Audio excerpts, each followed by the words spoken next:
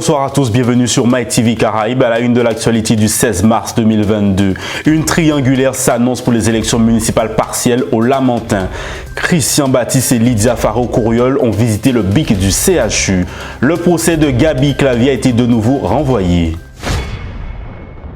Une triangulaire aura lieu au Lamentin ce dimanche entre trois anciens maires, Jocelyn Sapoti, José Toribio et Renette Julliard. Du côté de José Toribio, une fusion a été actée avec la liste d'Annie Kabela. Écoutons les explications de José Toribio et Annie Kabela. Ce deuxième tour, je l'aborde avec la plus grande sérénité qui soit. D'une part parce que j'ai pu accrocher deux listes qui étaient candidates, qui ne peuvent pas être candidates en tant que telles au deuxième tour. On a vérifié nos contenus programmatiques et donc les choses vont bon train. Maintenant, il reste secondement un champ d'intervention extrêmement large.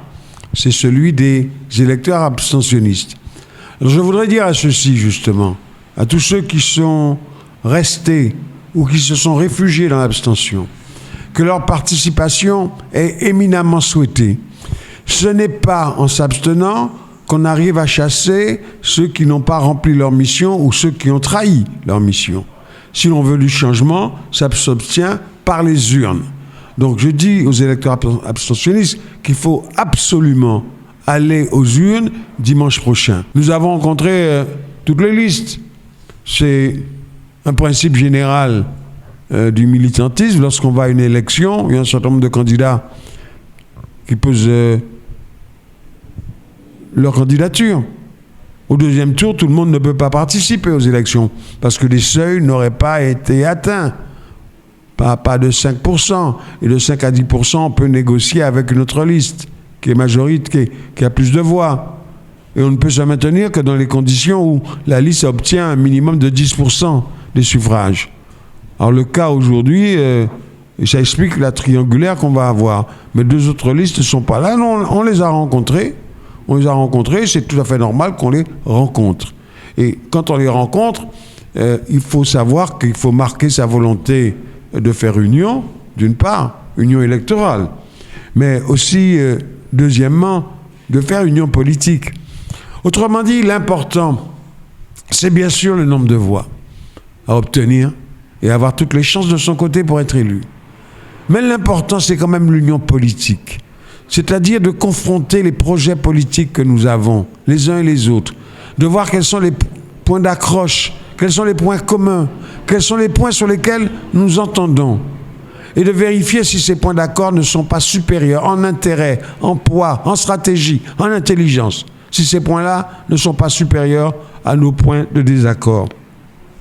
Et donc nous avons rencontré tous les groupes sans exclusive, à part celui des candidats déchus et qui sont sortants, et qui seront sortis dimanche prochain. La tactique va rester la même, c'est-à-dire celle du débat, d'une part, mais pas le débat pour le débat, ça ne sert à rien, mais le débat pour convaincre, pour ramener les citoyens et les citoyennes sur des bases de réflexion. Simplement, il faut informer le citoyen, ensuite lui permettre d'exprimer ses choix, c'est-à-dire aller à une base de compréhension, d'intelligence. Et non pas que les gens choisissent de voter parce que tu as là ses cousins en moins, parce que tu as là ses frères en moins, parce que tu as là ceci, parce que tu as là rendre moins service. Quel service en plus?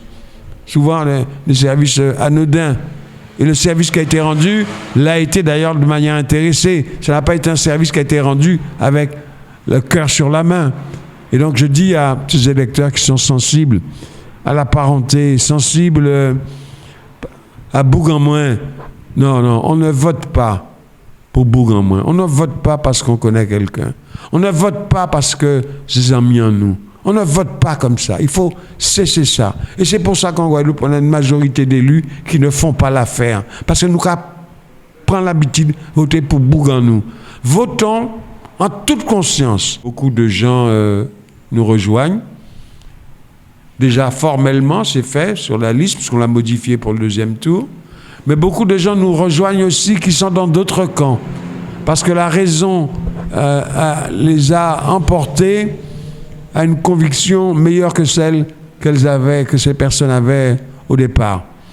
Je fais appel d'ailleurs aux électeurs des 2 autres listes en présence, en leur disant de bien réfléchir et de faire en sorte que le Lamentin puisse réunir. Ne regardez pas la tête de José Toribio. D'abord, si vous le permettez, j'aimerais bien remercier, saluer toutes ces personnes, les 327 personnes qui ont bien voulu nous faire confiance. C'est vrai que nous sommes partis de rien, sans notoriété, sans parti. Et nous avons mené une belle campagne saine, propre, à l'image de ce que nous voulions montrer.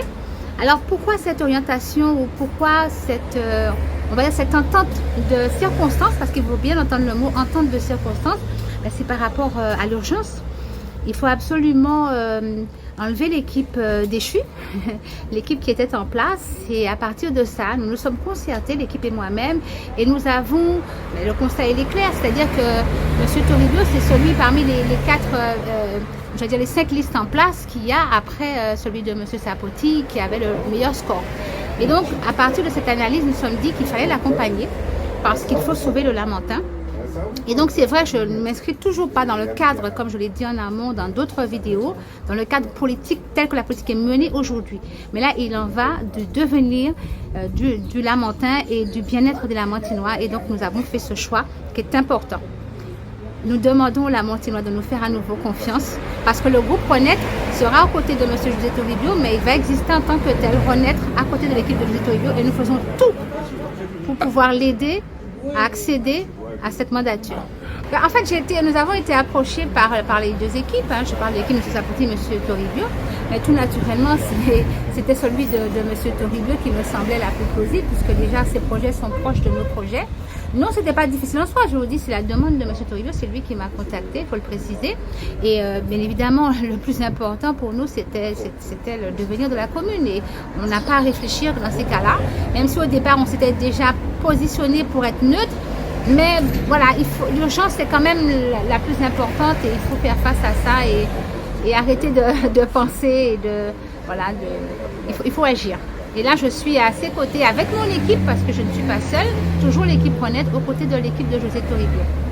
Le maire de la ville de Sainte-Anne, Christian Baptiste, et la conseillère départementale Lydia Faro-Couriol se sont rendus au BIC du CHU de la Guadeloupe le 7 mars 2022. Une visite qui n'a pas plu à tout le monde. Écoutons la réaction de Lydia Faro-Couriol. Le 17 mars, en revenant de notre plénière du conseil départemental, Christian Baptiste et moi-même, conseillers départementaux, et puis maire et premier adjoint de la ville de Sainte-Anne, nous avons décidé de passer sur le BIC pour pouvoir porter un soutien aux soignants, pas uniquement aux soignants, aux personnes suspendues qui se trouvaient sur le BIC.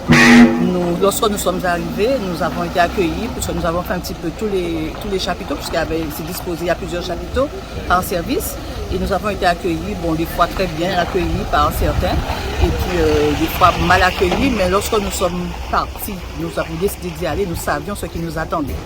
Donc nous n'avons pas été étonnés, mais l'essentiel c'est que nous avons pris le temps d'écouter toutes les personnes.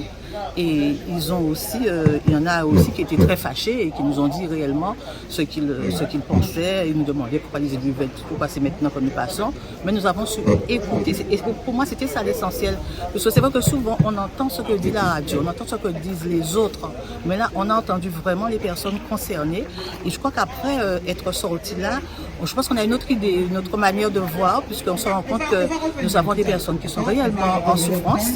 Et je pense que le conseiller départemental que nous sommes, puisque le conseil départemental, c'est quand même la solidarité, c'est quand même s'occuper des personnes qui sont en difficulté. Et nous avons des personnes qui sont vraiment en difficulté par rapport à cette suspension. Donc, nous sommes allés, nous avons écouté, et là, nous avons porté une réflexion, savoir qu'est-ce que nous pouvons faire, comment pouvoir accompagner, comment aider ces personnes.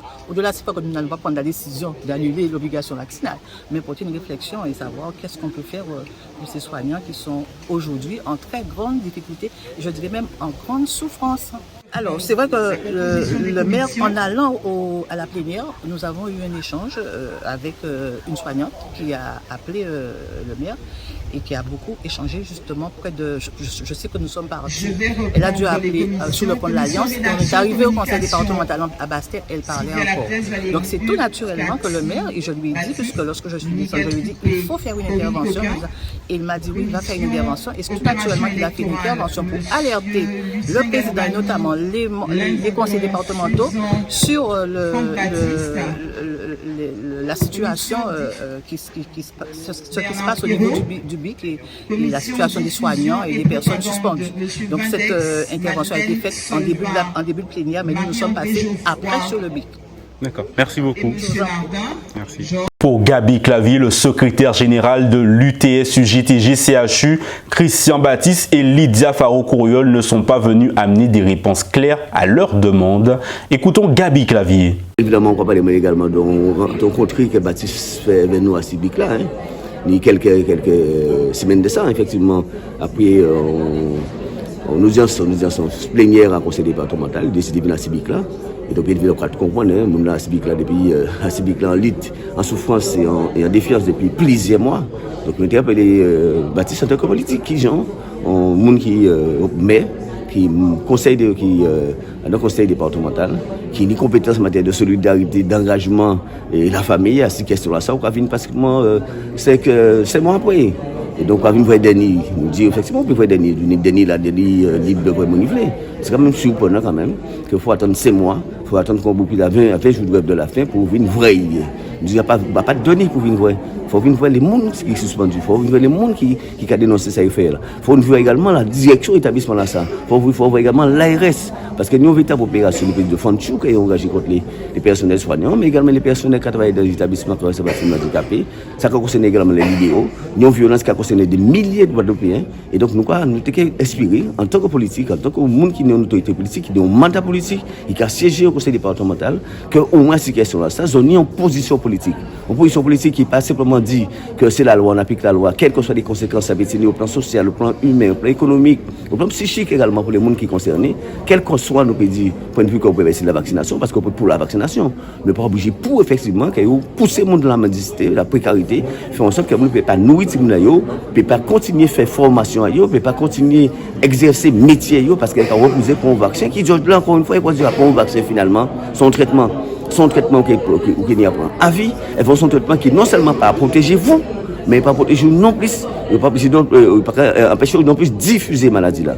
Toutes ces vérités là, ça nous avons souhaité, nous quand même exiger que les politiques, encore une fois, nos postures tiennent compte de ces vérités là, ça, qui finalement comme des vérités scientifiques, contrairement à celles de nous depuis quelques mois. On a rappelé qu'on peut mettre des centaines de Guadeloupéens en la rue là, si base à des connaissances qui sont totalement contraires à l'objectif qu'on poursuivre là. Puisqu'on a rappelé aujourd'hui là, la plupart des gens qui entrent à l'hôpital, c'est les gens qui sont vaccinés. La plupart des gens qui couchent en réanimation, c'est les gens qui sont vaccinés à une ou deux doses. On peut également qui a souffert des effets secondaires à la vaccination là, mais également qui a mort.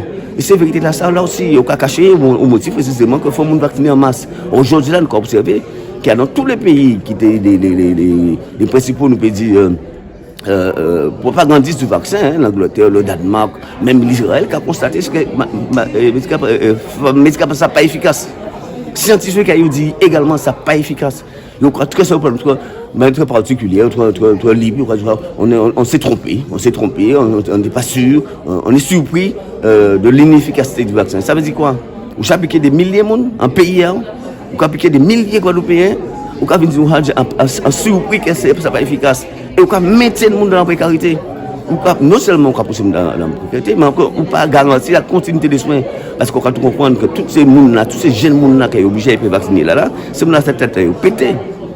Il y a des centaines de gens qui ont congé de maladie dans les hôpitaux en Guadeloupe. Parce qu'encore une fois, il n'y a pas supporter pression là, intimidation, harcèlement là qu'il y a fait là. Et justement, là aussi, il y a des malades. Donc c'est question ça qui est posée, je dis là pour nous, en qui genre des autorités politiques, des gens qui ont des mandats politiques, qui prétendent défendre la Guadeloupe et les Guadeloupéens. À ces questions, on peut dire de santé publique, on question sociale, on question humaine, il y a d'autres positions qui cachent derrière pour dire ça, ce n'est pas notre compétence, c'est la compétence de l'État. Donc si c'est la compétence de l'État, si à ces questions de solidarité, sur les questions sociales, questions économiques, sur la vie, ou pas ni un point de vue, ou pas qu'à servir à rien. Et c'est ça nous dit Baptiste. Hier avait lieu le procès de Gabi Clavier, le secrétaire général de l'UTS-UJTG-CHU, pour menace de mort envers Gérard Cotellon, le directeur général du CHU de la Guadeloupe. Un procès qui a été de nouveau renvoyé le 5 mai 2022. Écoutons la réaction de maître Roland Ezelin, avocat de la défense, suivi de Gabi Clavier et Elido Mota. Nous avons poursuivi l'audition des témoins. les témoins qui ont été cités par la défense, c'est-à-dire par Gaby Clavier, pour porter à la connaissance du tribunal et d'une manière plus générale, du public et du peuple guadeloupéen, la situation dans laquelle se trouvaient les salariés du CHU de Pointe-à-Pitre, les conditions de travail et les relations avec la direction.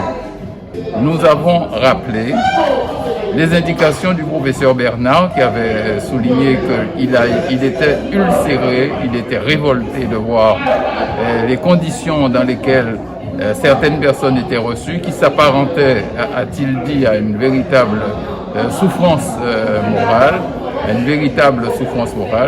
et nous avons interrogé ceux qui étaient cités comme témoins sur le point de savoir si ce que disait le professeur Bernard correspondait bien à la réalité. Et dramatiquement et malheureusement, la plupart de ceux que nous avons interrogés confirmaient ce que le professeur Bernard avait indiqué. Et ce que le professeur Bernard avait indiqué, comme c'est dit dans son article, s'apparentait à de la maltraitance. Donc, tout ceci a été confirmé et l'ensemble des éléments permettant de voir dans quelle situation se trouvait l'organisation des soins a été mise à plat.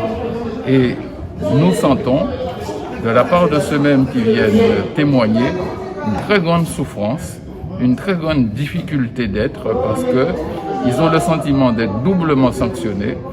D'une part, on leur fait comprendre qu'ils ne peuvent pas venir travailler, alors qu'au moment où il y avait une grosse débandade, ils ont pris tous les risques, y compris les risques de communiquer le Covid à leurs enfants et à leurs parents, et personne ne s'en souvient, personne ne souligne combien il a été difficile pour eux dans ces circonstances de pouvoir venir travailler. Et aujourd'hui, ils sont au banc de la société, de l'organisation du CHU. Donc, ils expliquent comment ils sont arrivés là et combien d'entre eux sont encore en souffrance de cette situation. Alors, quelle sera la suite après, quand tout le monde va passer, quelle sera la suite? Est-ce que ce sera des plaidoiries? Alors, oui, alors nous allons poursuivre l'audition des témoins.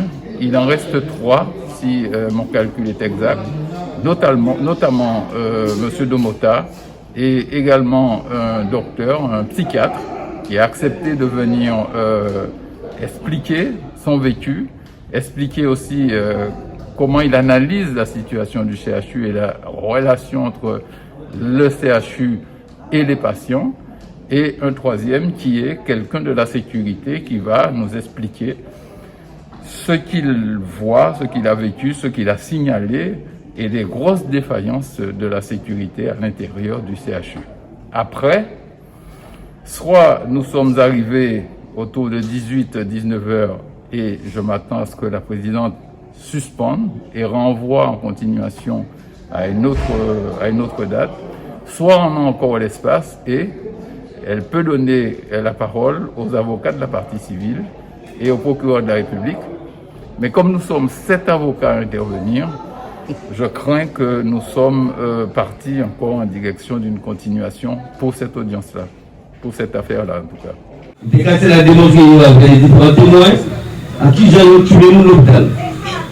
Et pour qui ça ait tué mon hôpital, parce que c'était pour punir nous, l'hôpital a refusé pour vaccin, qui a continué à refuser pour vaccin, et nous soignants qui ont refusé soumettre nous à des règles pour pas respecter la vie. Et donc les différents camarades qui témoignent aujourd'hui là, depuis camarades de la sécurité, camarades de la pharmacie, camarades infirmiers, camarades techniciens laboratoires, tous les métiers, nous tirons à ce que les témoignages faits avec des personnels de l'hôpital qui ont exercé tous les métiers qu'il y a dans l'hôpital là. Médecins également. Belle intervention à l'autre de Ressami, qui montre un petit genre. Toute violence là qui a fait ces personnels là, c'est malade, c'est normal, c'est légitime qui nous contre-violence par rapport à toute violence qu'elle doit subir. Et contre-violence, ça justement, c'est ça qui permet nous de rester vaillants, de rester debout, de rester dignes. Et c'est contre-violence qui a fait. Donc nous traversons dans le tribunal là. Dans ce tribunal, nous sommes pour expliquer qui ont vu l'assassinat qui gagne pour nous bien comprendre, hein?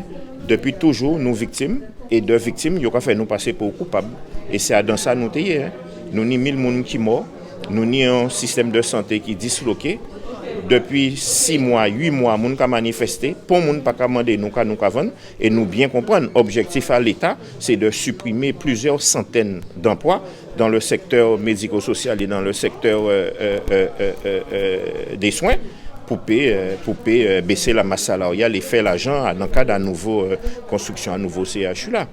Autrement, ça n'a pas ni sens. Je dis là encore rappeler que l'obligation vaccinale n'est pas appliquée pour les pompiers, l'obligation vaccinale n'est pas appliquée pour les salariés des institutions territoriales du conseil départemental qui interviennent au niveau des PMI, au niveau de l'action sociale, et il n'est pas non plus appliqué pour les organismes qui sont directement financés par le conseil général.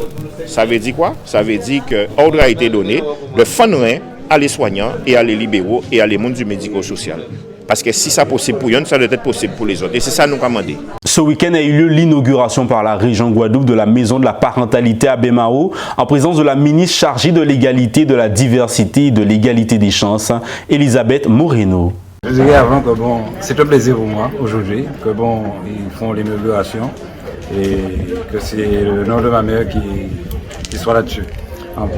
Parce que avec toutes les difficultés qu'elle a rencontrées, étant déjà élue de la ville de Bemao dans un certain temps, et après, c'est une récompense énorme pour elle et pour toute la famille. C'est une maison qui a été pensée depuis un certain temps. Quelqu'un l'a dit, j'en avais rêvé à l'époque en ma qualité d'adjointe au maire, et aujourd'hui, c'est un rêve qui se concrétise par cette inauguration. La grande satisfaction, c'est d'avoir eu une ministre, une femme à mes côtés, afin de pouvoir inaugurer cette maison dédiée à la famille bémarossienne. Avec cette maison. D'ailleurs, nous avions le CDDF qui est le Conseil de droit et devoir de la famille qui jadis existait, et juste là, à côté, où nous avons pris l'habitude de recevoir les familles bémarossiennes, de répondre à leurs problèmes, de traiter d'une manière globale toutes les difficultés au sein de la famille, puisque la famille, c'est une composante multiple. Il y a le père, il y a la mère, mais il y a aussi les enfants. Donc, la ville de Bemao continue à œuvrer sur toutes les politiques publiques du social, puisque là, c'est une de mes grandes priorités, même si nous n'oublions pas, bien sûr, d'autres axes qui concernent notre territoire, bien, je dirais, tels que l'aménagement de notre territoire, les grands enjeux tels que le développement durable, l'écologie, mais le social, pour moi, mon fer de lance, et je continue à avancer petitement dans le silence, mais je sais que d'ici la fin de la mandature, il faudra que nous puissions accompagner les différentes familles et mettre en place toutes les structures qui leur permettront de trouver solution à leurs difficultés. Madame la ministre, mesdames, messieurs, en regard de qualité, c'est déjà un plaisir pour moi, famille Eustache. Merci pour cette inauguration. Ce qui est bien, c'est que, connaissez ma franchise, Madame le maire, nous sommes venus ici il y a une semaine, il n'y avait rien dans la maison. Il a suffi que j'appelle le maire pour lui dire que la ministre vient. Je vois que la maison est équipée. Cela démontre que quand on veut travailler, on travaille. Qu'on veut faire les choses vite, ça se fait vite. Je voulais aussi vous dire merci Madame la ministre, parce que nous nous sommes rencontrés au Congrès des maires. Et je vous ai parlé de cette maison et j'ai souhaité que vous veniez l'inaugurer et vous êtes là. Vous avez tenu votre parole, c'est ce que nous demandons. Les droits des personnes LGBT+, que ce soit l'égalité des chances, moi je sens que la Guadeloupe va être un magnifique exemple à suivre en France par rapport à l'énergie que vous avez pour porter l'égalité au cœur de nos valeurs républicaines. Je l'ai rencontré à Paris lors d'un déplacement où je lui ai parlé un peu de cette maison, cette maison, et je tiens à féliciter aussi Madame Polifante qui a poursuivi un peu ce projet. C'est une maison que nous avons achetée quand j'étais maire. Et comme Mme Polifante l'a dit, elle a attendu plus de 4 ans des accords. Aujourd'hui, c'est une chose, c'est une première pour la Guadeloupe d'avoir cette maison de la parentalité avec 2 chambres.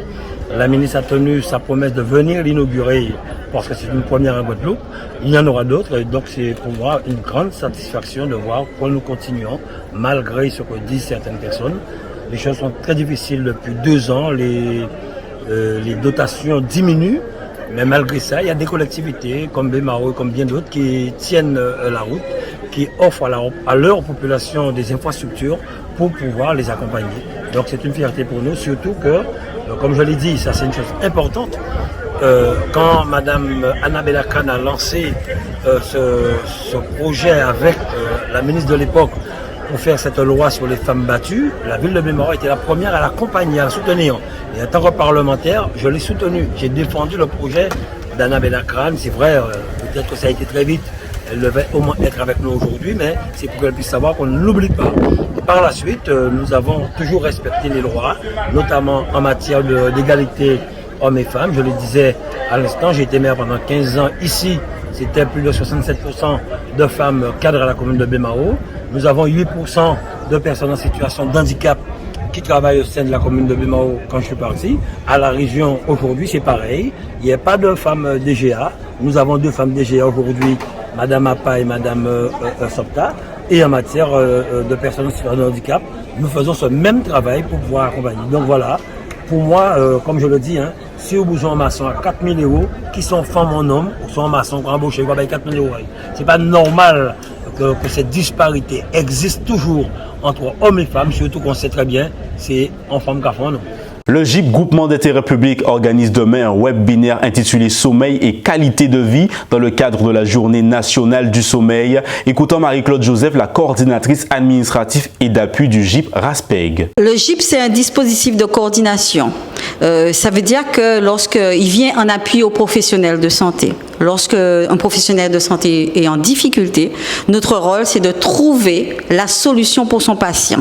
Mais ce n'est pas seulement les professionnels de santé qui peuvent nous appeler, les patients aussi, en fait, les usagers, nous on allait dire usagers, lorsqu'ils sont en difficulté et que ça freine leur parcours de santé, donc ils peuvent nous appeler et nous allons rentrer en contact avec le médecin traitant, toujours, et à ce moment-là, nous allons les aider en cherchant ce qui existe sur le territoire pour pouvoir les aider à continuer à se soigner et à garder le parcours de soins. La Journée nationale du sommeil est une journée qui se fait une fois par an pour mettre le point, pour mettre en focus le sommeil. Mais nous, en Guadeloupe, nous avons décidé pas de parler que du sommeil en général, mais surtout de parler de ce que nous savons faire, de parler d'une pathologie du sommeil qui est le SAOS. Le SAOS, c'est l'apnée du sommeil, parce que nous venons en aide aux personnes qui souffrent d'apnée du sommeil. Donc c'est pour ça que nous avons voulu faire un focus surtout sur l'apnée du sommeil. Un mauvais sommeil peut être très grave. Dormir est vital. Souvent, les personnes disent un pacaille dormir, son pet de temps. Non, dormir fait partie de nous aide biologiquement, médicalement, nous devons dormir. Il y a plein de choses qui se passent dans notre corps pendant que nous dormons. Si on ne dort pas, il y aura des dysfonctionnements dans notre corps. C'est-à-dire qu'on peut développer des maladies lorsqu'on ne dort pas correctement. Alors, au GIP à RASPEG, il y a ce qu'on appelle l'unité d'éducation thérapeutique. L'unité d'éducation thérapeutique, c'est un endroit où nous allons recevoir les patients appareillés. Et ces patients, nous allons les accompagner, nous allons les aider parce que nous savons très bien que dormir avec un appareil, ce n'est pas normal. Nous allons l'accompagner pour que ça puisse devenir la suite de son corps, je veux dire. Parce qu'effectivement, comme il est appareillé, il y a un tuyau. Donc, il faut qu'il accepte cet appareil. Nous savons que ce n'est pas facile. Donc, si il met cet appareil va l'aider à redevenir bien, à se sentir mieux et vivre mieux, avoir surtout une bonne qualité de vie. Donc c'est ça notre rôle, lui faire comprendre c'est quoi cette maladie qui est l'apnée du sommeil, quand il souffre d'apnée du sommeil, quelles sont toutes les conséquences que ça a dans son corps, pourquoi on lui a donné cet appareil qu'on appelle une PPC et qu'est-ce que cet appareil va faire dans son corps pendant qu'il dort, parce que c'est un traitement. C'est comme si c'était un comprimé qu'on vous a donné. Mais on sait que ce n'est pas évident. Donc c'est pour ça que nous venons aider les patients pour qu'ils puissent mettre cet appareil. Nous allons donc mettre en place un webinaire demain, jeudi de 14h à 17h30. Nous aurons Dr Romuald qui va intervenir pour addiction sommeil. Un médecin va parler aussi du sommeil chez la femme enceinte et le bébé. On parlera aussi du sommeil de la personne âgée. Madame Micherel va parler de la pandémie, des conséquences de la pandémie sur le sommeil. Donc pour venir nous rejoindre, vous allez simplement, voilà ici, www.jip-raspec.fr et vous allez voir comment vous connecter et vous faites ce qu'on vous dit de faire. Vous avez aussi notre numéro 05 90 47 17 00 pour toutes les personnes qui sont à Paris et qui souhaitent avoir de l'aide. Donc appelez-nous et nous allons vous aider. Un concert a eu lieu ce dimanche devant le CHU de la Guadeloupe en soutien au militant Denis Deloumou qui était il y a peu de temps en grève de la faim. Illustration en images. Journaliste qui viennent nous de temps en temps, Tétini et Tini toujours la vie en la coup à résistance, en pic à résistance à l'hôpital là. Et Denis, pour mener un paquet de bitaines, nous avons dit ça, nous avons dit pour vos témoins. Nous pouvons réintégrer, mais nous pas désintégrer. Et c'est ça qui est important.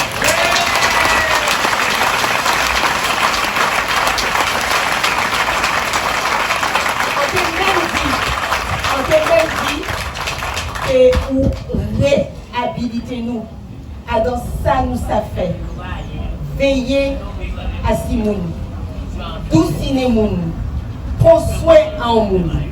Et c'est ça où mène bon nous. Donc nous avons dit merci, merci, merci, merci, merci, merci, merci, Lucas Denis Deloumou. Merci encore, Dr Monaël Lavé.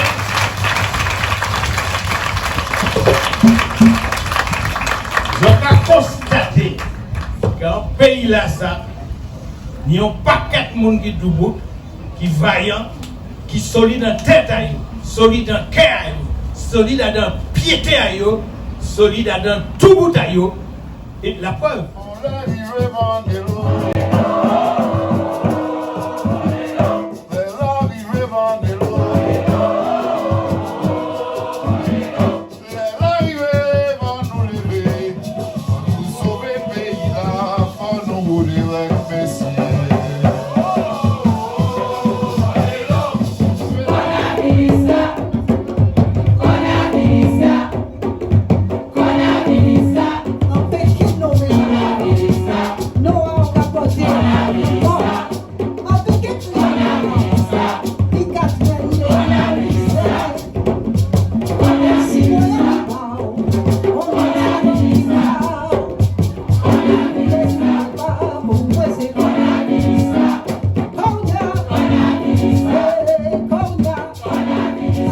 Voilà pour l'actualité du jour. Je vous rappelle l'une des informations principales. Une triangulaire s'annonce pour les élections municipales partielles au Lamentin ce dimanche. C'est la fin de votre édition. Merci de nous avoir suivis sur MyTV Caraïbes.